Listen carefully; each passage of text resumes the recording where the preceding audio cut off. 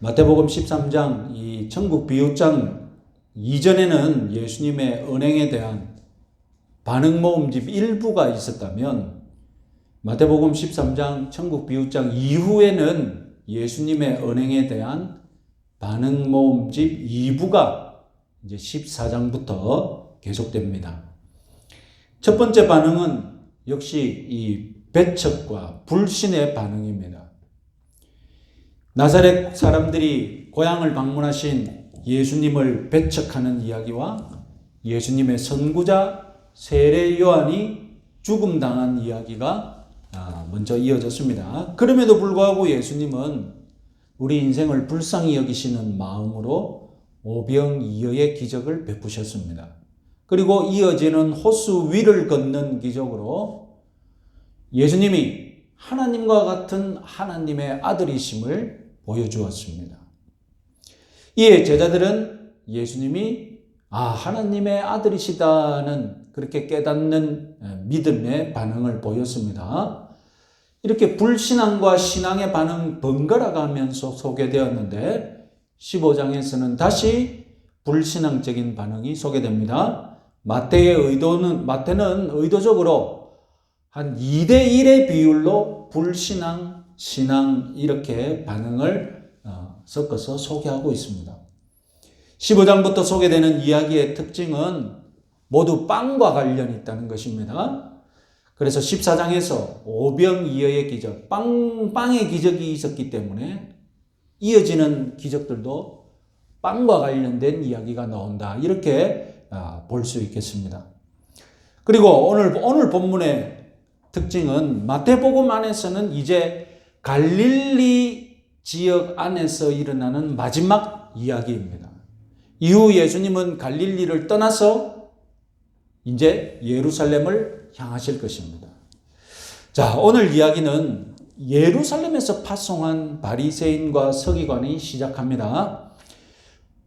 예루살렘 입장에서 성전을 지키는 이 대제사장 그룹 입장에서 저 북쪽 갈릴리에서 나사렛 예수라는 유명한 랍비가 지금 명성이 높아지니까 한번 가서 한번 살펴보라 하고 파송을 한 것이죠. 아마 꼬투리를 잡으려는 시각으로 예수님 일행을 따라다니면서 사찰했겠죠. 그들 눈에 부적합한 행동, 불결한 행동이 포착되었습니다. 예수님의 제자들이 밥을 먹을 때, 떡을 먹을 때 손을 씻지 않고 먹었던 것이 눈에 띄었던 것입니다. 바리새인들에게 이 행동은 위생적으로 불결한 행동이 아니라 종교적으로, 영적으로 불결한 행동이었습니다. 장로들의 전통이 그렇게 가르쳤기 때문입니다. 여기서 우리 2020년대를 사는 우리는 2000년 전에 유대 장로들의 전통이 무엇인지 좀 주의 깊게 알아야 합니다.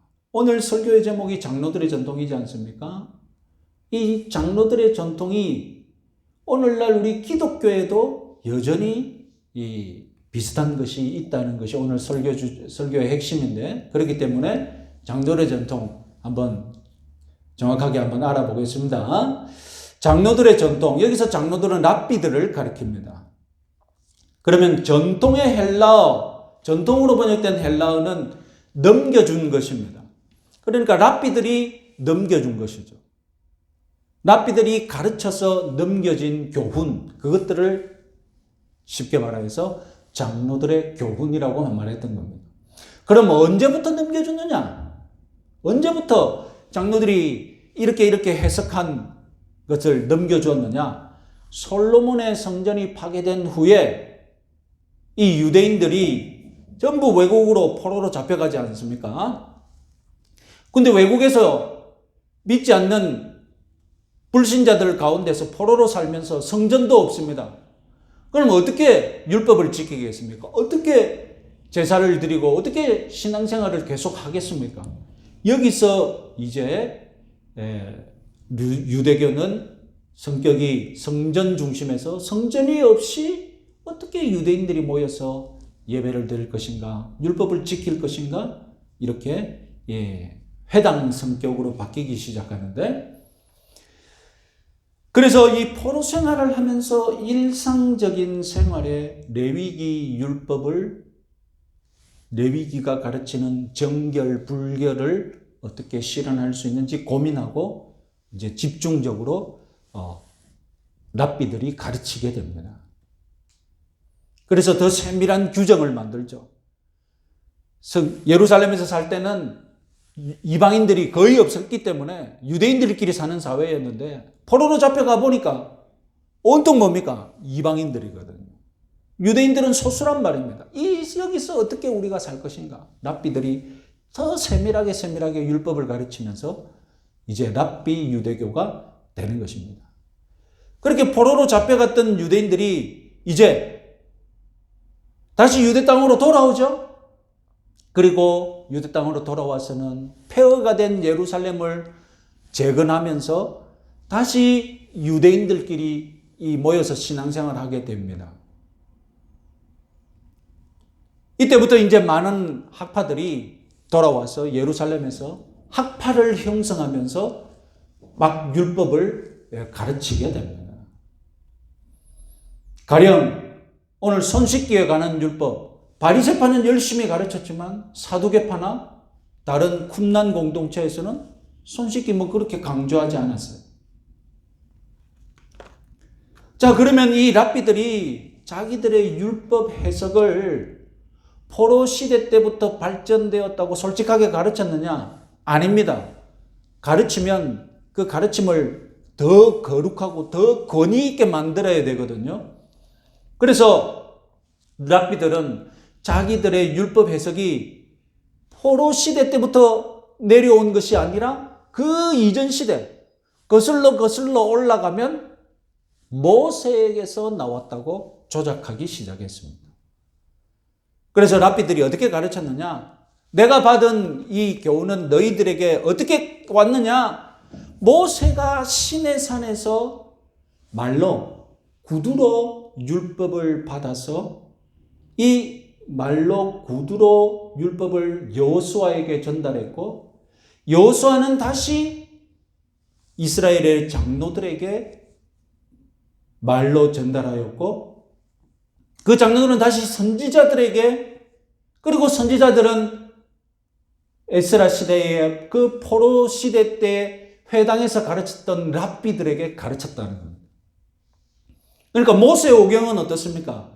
모세의 오경은 글로 성문화되어서 우리들에게 성경으로 내려왔지만, 이것 말고 또 다른 모세로부터 나온 무엇이 있다고요?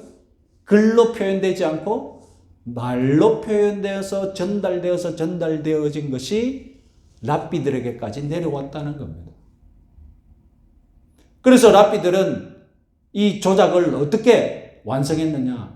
토라, 모세 오경, 글로 남겨진 율법, 성문율법이라고 구분했고, 말로 넘겨져서 모세로부터 랍비들에게까지 구전으로 내려온 것을 구전율법이다라고 이렇게 높였습니다. 그래서 이 장로들의 전통, 랍비들의 가르침은 이 율법을 잘 지키기 위해 이 율법 둘레에 울타리를 더 치는 것이다. 율법이 있으면 이 율법을 잘 지키기 위해 울타리를 치는 것이 있는데, 이것이 바로 랍비들의 가르침, 장로들의 전통이다라는 것입니다. 예수님 당시에는 어땠느냐? 예수님 당시에는 헤롯 대왕이 재건한 성전이 있었습니다. 그런데 이 성전이 주후 70년에 로마에 의해 무너집니다.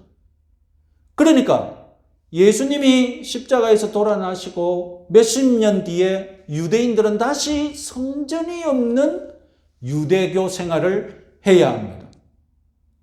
아까 구약의 포로 시대와 똑같죠? 결국 또다시 성전이 없이 신앙생활을 하면서 장로의 전통이 중요하게 됩니다. 장로의 전통이 또다시 이 유대인들의 신앙생활을 장악하게 되는 것이죠. 주 70년 이후에 유대인들의 신앙생활에 변화가 일어났는데 그것이 무엇이냐면 예수님 시대에는 장로들의 전통은 아직 말로 이 구두로 가르쳤는데 예루살렘 성전이 무너지고 AD 70년 후에 유대교에서는 이제 말로 내려오던 장로들의 전통을 글로 남기자. 그래서 이제 모세 오경처럼 모세 오경이 글로 남겨져서 책이 되었다면 말로 내려오던 장로들의 전통도 이제 글로 남겨져서 책이 되었는데 그 책이 무엇이냐? 미시나라는 책이 되었고 거기서 또 나온 책이 무엇이냐? 탈무드가 되었던 것입니다. 그러니까 예수님 당시에는 아직 글로 남겨지지 않은 장로들의 전통이 나중에 예수님 돌아가시고 성전이 무너진 이후에 글로 남겨지면 무엇이라고요? 탈무드가 되었다. 이렇게 쉽게 생각하시면 되겠습니다. 자, 이방 사회에서 이방인들과 함께 사는 유대인들에게 이 성문율법, 토라를 적용할 때 가장 신경 썼던 것이 무엇인가? 이방인들과 같이 사니까 불결하기 쉽다고 유대인들이 두려워했던 것입니다. 그러니까 정결, 불결에 관한 가르침이 상당히 이 유대인들이 평소에 신경을 쓰게 되었던 것입니다. 모세오경 전체의 핵심도 하나님 앞에서 어떻게 정결하게 살 것인가, 그것이 또 중요한 핵심이지 않습니까? 그래서 오늘 본문에서 문제가 되는 손 씻기라는 것이 이 정결 불결에서 중요한 가르침의 하나의 주제가 되었습니다. 모세오경, 글로 남겨진 성문율법, 이 토라에서는 제사장들이 제사를 드리는 직무를 행하기 전에 손을 씻으라고 명했고 또 제사를 바친 제물을 제사장들이 먹기 전에 손을 씻으라고 명령했습니다. 그러니까 손 씻기는 누구에게 명령된 것입니까? 제사장에게만 명령된 것입니다. 율법에서. 기록된 율법에서는. 일반인들에게는 손 씻으라고 율법은 명하지 않았습니다. 그런데 바리새파 같은 열정적인 사람들은 제사장의 규칙을 이제 일반인들에게 적용하는 거예요. 이스라엘 민족 전체가 제사장 나라답게 살아야 한다, 이런 원리를 세우고 제사장에게만 적용되는 손 씻기 율법을 이제 어떻게 한 것입니까? 확대해서 일반인들에게도 손 씻기를 가르쳤던 것입니다. 이것이 바로 장로들의 해석, 장로들의 전통이 된 것입니다. 그래서 나중에 아까 탈무드와 같이 장로들의 전통도 기록이 된다고 안 했습니까? 그래서 나중에 보면 손 씻기에 관한 규정만 모아서 소책자를 만들 정도로 장로들의 전통이 많아지게 된 것입니다. 그런 책이 있답니다. 손 씻기만 모아놓은 책이, 소책자가 있대요. 자, 여기서 우리가 오해가 없도록 장로들의 전통을 정리해 봅시다. 첫째, 장로들의 전통, 즉 구전율법은 율법 자체가 아니라 율법에 대한 해석입니다. 사람이 해석한 것입니다. 그래서 예수님도 뭐라고 하느냐? 너희의 전통, 하나님의 율법과 다른 너희의 전통이라고 말하지 않습니까? 그리고 랍비들의 해석, 단지 사람이 한 해석이라고 사람들에게 가르치면 권위가 떨어지니까 이 권위를 높이기 위해서 이 사람의 전통이 어디서 왔다고 조작을 했습니까? 그 기원이 거슬러 올라가면 어디서 나왔다고요? 모세가 직접 가르친 것이다, 모세가 해석해 준 것이다 라고 그 기원을 그렇게 지어내었던 것입니다. 그래서 구전율법, 성문율법으로 권위를 나란히 세웠던 것입니다. 그러면 여러분, 둘째로 이 장로들의 전통이 일반인들에게 지키기 쉬웠을까요? 좀 생각해 보십시오. 믿지 않는 사람들과 살아갈 때에 이 장로들의 전통이 이렇게 까다롭게 세밀하게 율법을 지키라고 규정을 만들면 그 전통을 지키기가 쉽겠습니까? 어렵겠죠. 바리새인들과 같은 열정적인 무리들은 그 열정으로 지키려고 애썼겠지만 일반 사람들은 지키기가 어려운 거예요. 그래서 시간이 갈수록 일반인들은 더 지키지 않게 됩니다. 예루살렘과 같은 소위 거룩한 도시에서는 장로들의 전통이 어떻게 되겠습니까? 지키자는 분위기가 더 많겠죠. 그런데 이방인들이 더 많이 사는 갈릴리에는 이 장로들의 전통에 대해서 특별하게 지키고자 하는 열정이 없는 거예요. 아마 예수님 일행은 이 평범한 갈릴리 사람들 사이에서는 손 안 씻고 떡을 먹는다고 해서 시비의 대상이 되지는 않았을 것입니다. 여러분, 밥 먹을 때마다 손 씻으려면 그 물이 귀한 지역에서 얼마나 물을 많이 써야 되겠습니까? 그렇잖아요. 그 물이 귀한 지역에서는 먹을 때마다 손 씻는 그것도 비경제적이다고요. 반대로 예루살렘에서는 대부분의 유대인들이 이 예루살렘이라는 거룩한 분위기가 있으니까 손 씻는 장로들의 전통 아마 제법 많이 지키고 있었을 것입니다. 그래서 예루살렘의 시각으로 갈릴리에 사는 사람들의 행동을 딱 보니 눈에 띄는 것이 무엇입니까? 왜 손 안 씻지? 그리고 제자들이 불결하다고 판단할 수밖에 없었던 것입니다. 제자들이 이 모양이니 스승이 잘못 가르쳤다고 이제 드디어 꼬투리를 잡았던 것입니다. 그러면 예수님의 제자들과 갈릴리 사람들이 아예 장로들의 전통을 무시했느냐? 그것도 아닙니다. 손 씻기 같은 세세한 규정은 지키기 어려웠지만 이방인들과 어떻게 지내야 되느냐? 이방인들 집에 들어가서는 안 된다. 이방인들과 같이 밥 먹어서는 안 된다. 이런 큰 규정들, 그리고 모든 사람들이 지키고 있는 이런 규정들은 여전히 제자들도 지키고 있었습니다. 그래서 여러분, 나중에 사도행전을 보면 베드로가 이방인 고넬료의 집을 하나님께서 방문하라는데 자기는 이방인 집에 못 가겠다고 하는 거예요. 그래서 하나님께서 설득해서 환상을 보여주고 억지로 베드로가 이방인 집에 가서 복음을 전하게 만드시잖아요. 여러분, 그때 베드로는 이미 성령의 충만을 받은 사람이었습니다. 성령의 충만을 받고도 이방인 집에는 내가 더러워져서 못 들어간다고 베드로는 아직도 장로들의 전통에 매여 있었던 거예요. 그만큼 장로들의 전통이 한 사람의 사고방식을 그렇게 묶어두고 있었던 것입니다. 예수님은 당연히 이 장로들의 전통, 즉 구전율법보다 하나님의 율법, 성문율법이 더 중요하다고 분명하게 가르치십니다. 3절 대답하여 이르시되 너희는 어찌하여 너희의 전통으로 하나님의 계명을 범하느냐.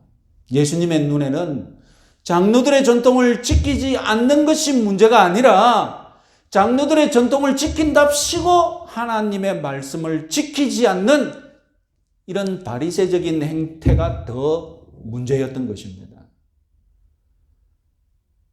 장로들의 전통을 율법과 동등하다고 높이더니 심지어는 장로들의 전통을 지킨답시고 하나님의 말씀을 아예 무시해버리는 이런 일까지 벌어졌던 거예요. 그 예로 드신 것이 바로 마가복음 7장에서는 고르반이라고 번역된 하나님께 드림, 그런 신앙 관행입니다. 마가복음은 이방인들을 위해 쓰인 복음서이기 때문에 이 고르반에 대해서 자세히 설명했고, 마태복음은 유대인들에게 쓰인 복음서이기 때문에 유대인들이 다 알고 있기 때문에 고르반에 대해서 자세히 설명하지 않은 것입니다. 그래서 하나님께 드림이라고만 언급되었습니다. 자, 어떤 전통입니까? 장로들의 전통 중에 이 고르반은 어떤 가르침입니까? 어떤 경건한 사람이 자기의 재산을 살아생전에 성전에 바치기로 서원할 경우가 있겠죠? 그러면 그 재산은 사실상 이제 성전 소유가 되는 것입니다. 성전의 대제사장 소유가 되는 거예요. 하나님의 소유가 되는 거죠. 하나님께 바치기로 서원한 순간 그 재산은 부모나 자식들이 손을 댈 수가 없었습니다. 그러니까 아예 처음부터 작정하고 부모 복양을 하지 않고 고르반을 활용하는 일까지 벌어지기 시작했던 겁니다.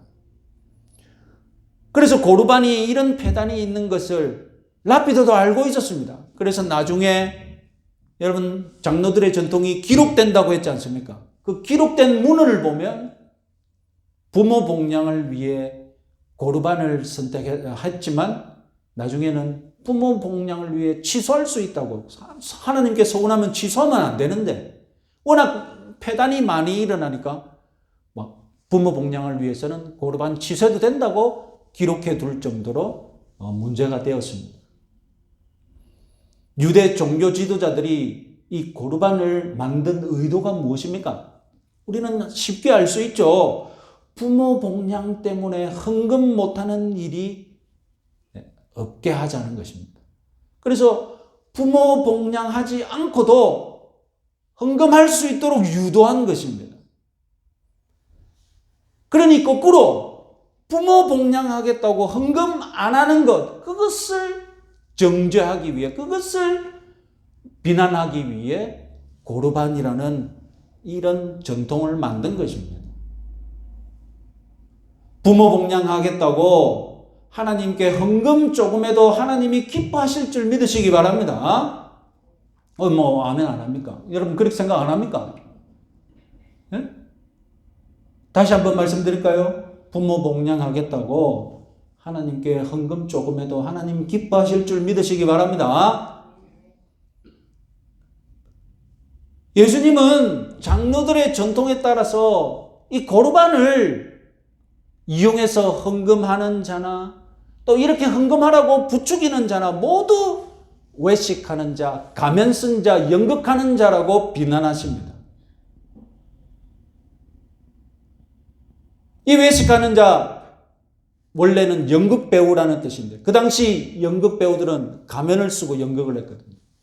그래서 외식하는 자는 가식적으로 꾸미는 사람, 말과 행동이 다른 사람을 뜻하게 되었습니다. 종교 지도자들은 부모 복양 무시해서라도 헌금하도록 유도해서 종교 지도자들은 이익을 본 것이고 헌금하는 사람은 하나님께 헌금도 하고 부모 복양 안 해도 되고 이중으로 나갈 돈을 한 곳에만 돈을 쓰게 하니까 자기도 유익이고 이렇게 서로 돈을 벌고 돈을 세이브해 놓고 겉으로는 경건하다고 겉으로는 하나님께 드렸다고 그러니까 그게 외식하는 거라고 그게 가면 쓰고 신앙생활 하는 것이라고 지금 예수님이 비난하시지 않습니까? 한 발 더 나아가서 이사야 29장 13절의 예언을 인용하시면서 그렇게 헌금하는 것 자체가 하나님을 예배하는 모든 그런 삶 자체를 다 타락시킨다. 이 백성이 입술로는 나를 공경하되 마음은 내게서 멀도다. 사람의 계명으로 교훈을 삼아 가르치니 나를 헛되이 경배하는도다 라고 예수님이 말씀하십니다. 고르반이라는 그 장로들의 가르침을 따라 헌금하는 순간 예배하는 모든 생활이 다 타락해버렸다고 지금 예수님이 지금 지적하시는 것입니다. 자, 여러분, 오늘 우리는 장로들의 전통이 오늘 우리와는 무관하다고 생각하시겠죠. 그러나 여러분, 우리 신앙생활은 항상 하나님의 말씀보다는 사람들의 해석을 더 따르는 그런 이상한 본질이 있습니다. 그래서 우리는 하나님의 말씀에 넘어가기보다는 사람들의 해석에 더 잘 넘어가요. 그런 유혹에 로마 가톨릭이 먼저 넘어갔습니다. 로마 가톨릭은 교회의 전통이라는 것을 만들었습니다. 유대교의 장로들의 전통이 있다면 로마 가톨릭은 교회의 전통이 있습니다. 그래서 이 교회의 전통이라는 이 권위가 얼만큼 권위가 있느냐? 교회의 전통은 곧 성경의 전통과 동일하다. 그리고 성경의 전통보다 더 클 수 있다라고 가르칩니다. 왜냐? 교회가 성경을 보존해 왔으니까. 그래서 성경에는 없지만 교회의 전통에 있으면 그건 교회가 반드시 지켜야 할 교리가 되는 것입니다. 예를 들어서 성모 마리아 승천설, 성모 마리아가 승천했다는 것, 성경에 없습니다. 그런데 가톨릭 교회가 전통으로 마리아가 승천했다는 것을 보았다는 사람이 있고 그것이 남은 글이 있으니까 우리 교회가 그걸 믿으니까 성모 마리아 승천설은 교회가 믿어야 할 교리가 된다고 가르치는 것입니다. 교회의 전통은 성경과 동일한 권위가 있기 때문에 믿을 수 있다는 것입니다. 믿어야 한다는 것입니다.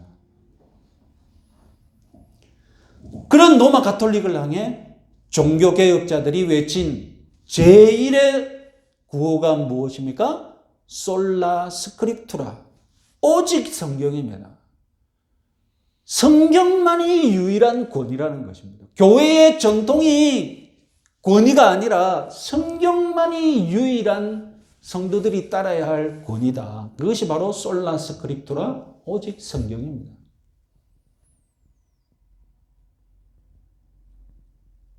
오늘 본문에서 예수님도 장로의 전통과 하나님의 말씀을 똑같은 권위로 순종하고 있는 유대인들에게, 로마 가톨릭과 같은 유대인들에게 무엇을 가르칩니까? 솔라 스크립투라, 오직 성경이 유일한 권위다라는 것을 예수님이 가르치는 것입니다. 자, 전통이냐? 사람이 해석하여서 가르치는 전통이냐? 아니면 기록된 말씀이냐? 이 문제는 20세기 개신교 안에서도 일어났습니다. 20세기 초 미국 교회에서는 이 근본주의 운동이라는 것이 일어났습니다. 근본주의 운동이라니까 듣기에는 좋죠. 그러나 근본으로 돌아가자면서 성경이 명령하지 않은 인간적인 전통들을 만들어서 지키는데 이제 또 몰두하게 되는데, 거기서 나온 것이 무엇이냐? 금연, 금주, 금무, 금장. 앞에 금자는 다 금지할 금자라는 걸 알겠는데, 금연, 금주는 알겠는데 금무는 뭐겠습니까? 네? 금무는 뭐겠습니까? 춤추지 말라는 거예요. 춤도 춰서는 안 된다는 거예요. 금장은 뭐겠습니까? 네? 금장은 뭐겠습니까? 극장도 가지 말라는 거예요. 그 당시 극장이 막 유행을 하니까. 극장도 말. 하여튼 오락은 전부 다 금지하는 거예요. 오락거리는 뭐 전부 다 세상적이다고 다 금지하는 거예요. 그래서 여러분, 이 금주에 관하여서 특별히 막 들고 일어나니까 실제로 미국은 국가 차원에서 법으로 1919년부터 1933년까지입니까? 무엇이 제정되었습니까? 금주법이라고. 실제로 국가에서 술을 만들어서 판매하는 모든 것을 다 금지시켰지 않습니까? 이 금주법 시대에 사람들이 그럼 술을 안 마셨겠습니까? 술을 몰래 마시기 시작했죠. 그래서 그 몰래 술을 만들고 몰래 마시는 이익을 다 누가 가져갔겠습니까? 네? 누가 다 가져갔습니까? 알 카포네. 네? 그 갱들이 이때 전부 다 수익을 다 가져가면서 범죄 집단들이 그때 폭발적으로 성장한 결과를 일어나지 않습니까? 심지어 미국 사회에서는 금주를 강조해야 되니까 성찬식에 예수님이 포도주를 권하셨네? 이러면 득이 안 되거든요. 그러니까 성찬식 포도주를 뭐라고 가르쳤겠습니까? 이건 포도주가 아니다. 포도주스다. 예수님이 우리에게 술을 줄 리가 있느냐? 이것은 포도주가 아니라 포도주스다라고 여러분 사람의 전통 때문에 무엇을 변경했습니까? 예수님이 포도주를 준 것을 바뀌어서 예수님이 포도주스 주셨다고 본문을 바꾸는 일까지 일어났어요. 이렇게 여러분 성경 말씀보다는 인간이 만든 전통에 집착하면 결국 바리새인처럼 떨어지는 거예요. 바리새인처럼 타락하게 되는 것입니다. 더 지키기 어려운 전통을 만들어서 권장하고 지키고 그러면 우리 집단이 더 거룩해진 것처럼 착각하는 거죠. 자기 착각에 빠져서만 살면 되는데 심각한 것은 무엇입니까? 아니 우리가 만든 전통을 지키는데 다른 사람을 보니까 안 지키거든요. 안 지키는 거 내버려 둘 수 있습니까? 뭐라고 해야 되겠습니까? 덜 떨어진 놈들. 우리는 거룩한데 너희들은 왜 안 하냐고. 우리는 하는데 너희들은 왜 안 하냐고. 비판하고 정죄하는 것이죠. 여러분 우리 교회는 항상 사람들의 해석에 미혹당하기 쉬운데 여러분 우리 개신교에서 루터의 해석을 따르면 결국 그 사람은 뭐가 되는 겁니까? 루터 교인이 되는 거예요. 칼빈의 해석을 따르면 그 사람은 누가 됩니까? 뭐가 됩니까? 그 사람은 장로교인이 되는 거예요. 이렇게 여러분 우리는 하나님의 말씀을 따르면서도 결국 무엇에 매이게 되어 있습니까? 사람의 해석에 매이게 되어 있어요. 사람의 전통에 매이게 되어 있다니까요. 유대인들이 장로들의 전통에 매여 있던 것처럼 오늘날 저와 여러분들도 다 어떻게 되어 있습니까? 알게 모르게 장로들의 전통에 다 매여 있는 거예요. 결국 이 전통에 매여 살면서도 어떻게 이 전통을 덕스럽게 지키느냐. 내가 어떻게 이 전통을 우상시하지 않고 하나님의 말씀을 잘 지키는데 도구로 이용할 것이냐. 이것이 오늘날 저와 여러분들이 신앙생활 잘하는 비결이 되겠죠. 그래서 말씀을 지키면서도 내가 전통에 매여 있는 한 장로교인으로서 장로교 전통에 매여 있는데 그럼 다른 신앙생활 하는 사람들은 다 천국 못 가느냐? 아니잖아요. 장로교회만 천국 갑니까? 아니잖아요. 장로교회만 그럼 정통이고 나머지 다 사람들은 전부 다 이단입니까? 아니잖아요. 그런데 나는 장로교에 너무 얽매여서 마치 장로교가 최고고 나머지는 다 2등급인 것처럼 그렇게 우리가 착각하기 쉽다는 겁니다.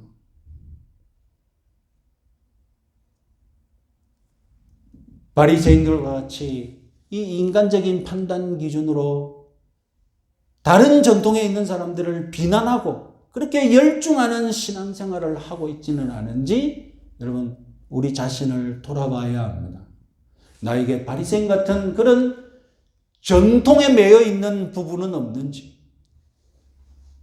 그래서 남을 반성시키는 것이 아니라 나를 반성하고 남을 비난하는 것이 아니라 나 자신이 지금 나만의 전통을 우상시하고 있는지 스스로를 성찰할 수 있는 그런 은혜가 있기를 바랍니다. 그래서 올 한해는 모든 바리새적인 그런 전통에 매여 있는 그런 신앙생활 버리시고 주님께 더 가까이 나아가는 한 해가 되시기 바랍니다.